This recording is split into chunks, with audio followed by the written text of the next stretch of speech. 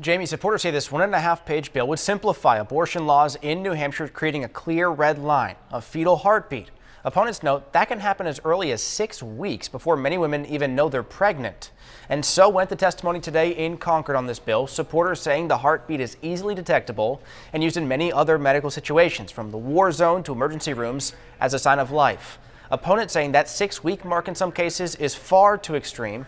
A registered nurse testified that many providers have most patients wait until at least the 6-week mark to even have an abortion to make sure it's not an ectopic pregnancy. If we're talking about the detection of fetal heartbeat around 6 weeks, and we're talking about the medical necessity to wait until 6 weeks to preserve life and the safety of our patients, then we are talking about a near total abortion ban.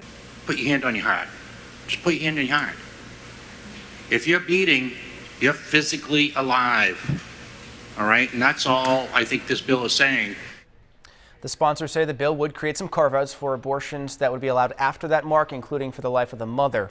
There were also questions today during the testimony about the punishments for doctors in this bill and the potential chilling effect that could have on medical decisions because they could lose their medical licenses.